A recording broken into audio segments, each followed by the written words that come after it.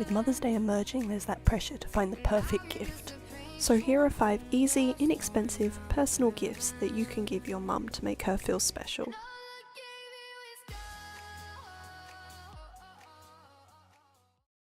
An oldie but a goodie, this is my go-to chocolate mousse recipe. It has the added bonus of not having any of that pesky guilt attached because it's vegan and sugar-free. Take half a cup of cacao powder, 1/4 cup of chia seeds and combine them in a bowl. Add a 400ml can of coconut cream and 2 tablespoons of sweetener. I've used 2 of honey and 2 of rice malt syrup. Mix all of these well, and that's the base. I picked up this special Mother's Day cup from Kmart for $3, and you'll get 2 good sized cups out of this. I recommend making 2, one as a control so that you can check that it's done and eat some yourself. Pop it in the fridge for 3 hours, and when you get it out it will be nice and firm.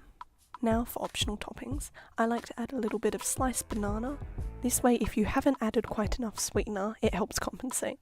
A couple of coconut flakes. Dust it with a little bit of cinnamon, and I picked these flowers which I know are edible from my university's gardens.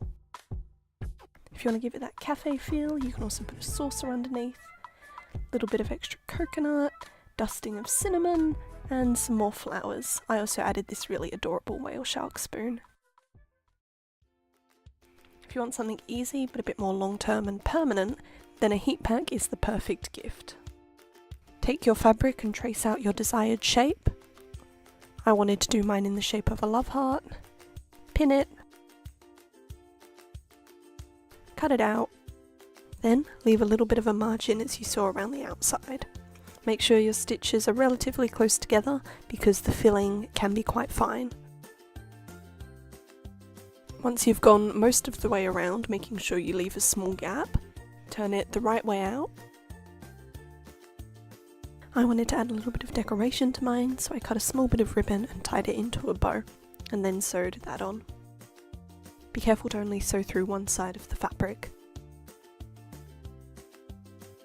The hole that I left was a little bit small, so I used a piece of paper to create a kind of funnel to help me guide the rice. Sew up the gap, and there you have it, something cute and warm to keep your mother cozy on those cold winter days.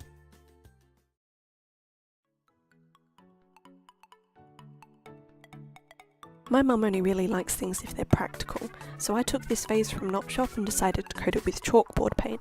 You could just as easily use a wine bottle or any other glass bottle that you've got lying around the house. Make sure you read the instructions on your paint. Mine says to do 2 coats over 24 hours, so that's what I did.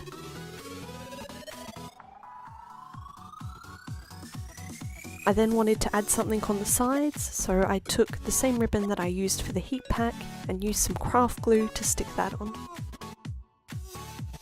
There's many different creative ways that you can do this. If you're a bit out of ideas, then Pinterest is always a good place to look. Flowers are a timeless gift, but sometimes they're a bit hard to come by and on the expensive side, so I decided to make some. This is a simple pattern for an origami lily. Colour side up, fold the paper horizontally both ways. Then flip the paper over and fold it diagonally both ways. Grab it on the horizontal lines and bring the sides together so that it folds along the diagonal crease. You should end up with a triangle. Then take one of the flaps and bring it to the centre, pushing it down. Repeat this for all 4 sides.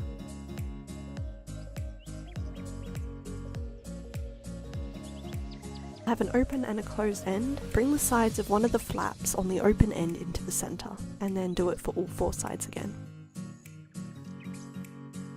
Fold down the closed end to the open end, and then unfold. Bring the top layer of the open end to the closed end. Bring the paper down so that the colour side is shown. Once again, repeat on all 4 sides.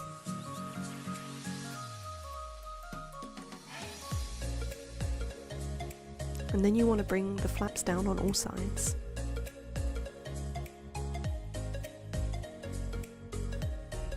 At the closed end, fold each of the sides into the centre fold.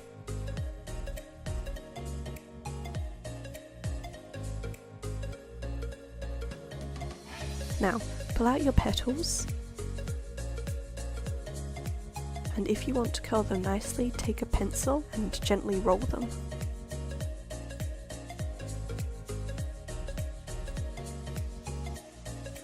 And there you have it, a beautiful lily for a beautiful mother. You can do these in all different colours and sizes for varied effects. I decided that I wanted to put mine in my vase, so I wanted to create stems for them as well. I just took an A4 piece of paper and rolled it from the corner, sticking it down with a little bit of sticky tape.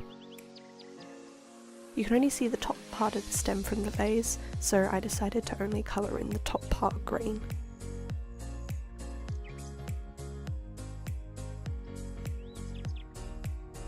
Dabbing a little bit of craft glue in there to keep it in place.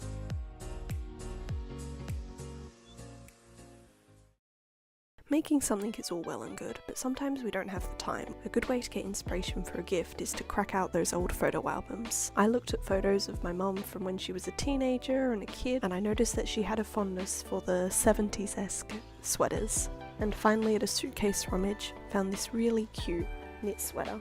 It's a little bit different to what she would have worn as a teenager, but I think it suits her taste now better. And there we have it. I hope that some of these ideas will help you treat your mum on that special day. If this content's helped you and you liked it, give a thumbs up or subscribe. Hope to see you next time.